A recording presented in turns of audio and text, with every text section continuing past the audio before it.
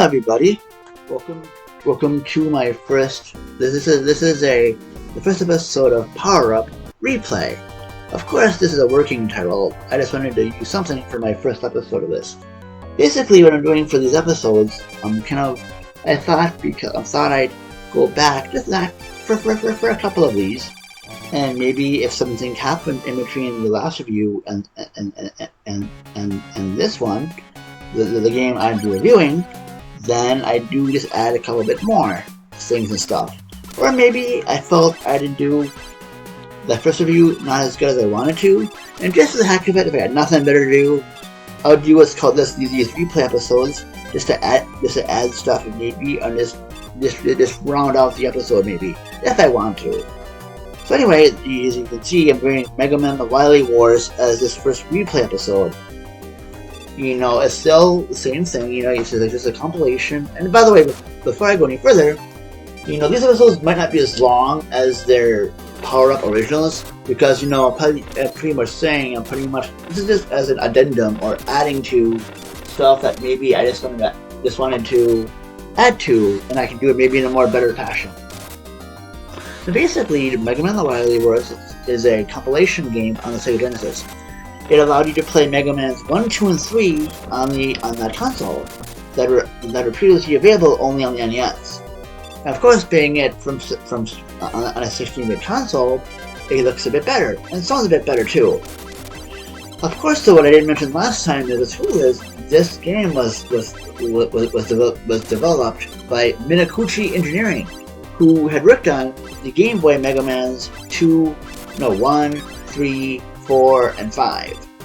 So that's what's cool. So because I know those Mega Man games, actually, you can tell 1, 3, 4, and 5 were developed differently than 2 by the sound and everything. So, and I also heard Mega Man Wily Wars had a more difficult production development, where even Kishida Inafune needed to be helped with the debugging and some finalization. I think more for some other. I think for debugging, I believe. But there are other sources that explain that better. But yeah, it did have a trouble development, but it got out, and actually we never got it. It only as I mentioned before, we got it previously as a part of the Sega channel.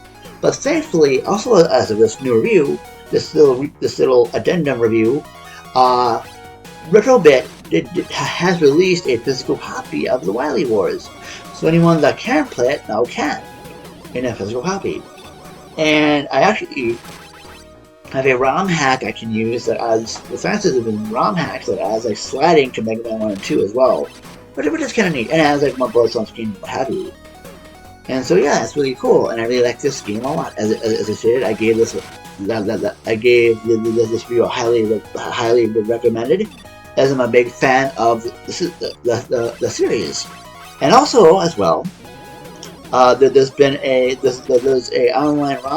online person whose name is probably down below in this field, if I can think for a second here. Here we go. It's really the guy's name is Pilkazagello. And I put the guy's name down in the field below, maybe just so you know where actually his phone. He's working on like a ROM hack, which is basically Mega Man Wily Wars 2, which is, I believe, Mega Man 4, 5, and 6. So that's cool. And as you can see, I'm playing the demo. I'm playing this demo, a demo that he had released onto whatever platform. He released a demo that you could actually play. So it's really cool, and as you see when you play the demo, this demo allows you to use all the weapons of Mega Man 4. You can fuss around with it, you can fuss around with the weapons, play around, and even play as Roll. They've added Roll as a playable character through a skin swap. A skin swap between Mega Man and Roll. And other nice is Roll is no slouch. It's Roll, but he's Roll, but instead of playing as Mega Man, he plays Roll. So she has all the same weapons and stuff like that. And I gotta say, it's really cool playing through the demo as Roll. Because yeah, it's basically that they make sure the sprite can do the same things that Mega Man sprite can. It's kind of cool seeing her like use like the Pharaoh shot and all like the robot master weapons. So I'm gonna be really excited when this actually gets completely finished. I would love to give this game a proper shot, on my EverDrive or something. So it's really neat. So that's another thing is and then this game is. So yeah, I think you look it up. It's on YouTube, and there's a download section you can download this on. This isn't on the video page, but this is a really cool like ROM hack sequel.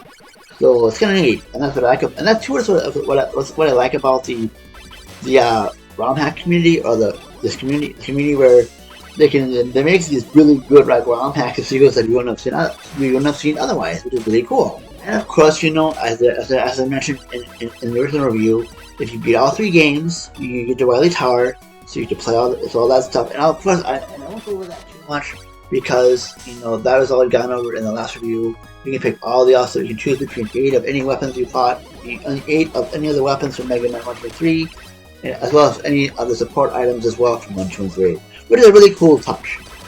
So but again, I'm not. So that's cool. Please, so check out my original review that will fill in more of these blanks. But I just wanted to do this kind of addendum or adding to stuff I might have forgotten the last time, or just maybe some stuff happened and some cool things happened like emulation or love hacking that can add to this experience. So thus this Mega Man, this power-up replay reviews. Of course, this is more an experimental thing. I still like doing the original reviews of games I haven't played yet or I haven't done yet on the channel. But this is something fun for me to do. It's because to see if this can do it, and if I feel like another game deserves this replay addendum kind of treatment, then I will. So we'll see about it. So anyway, that's all said and done. Thank you so much for watching, and stay tuned for whatever I do next. Bye now.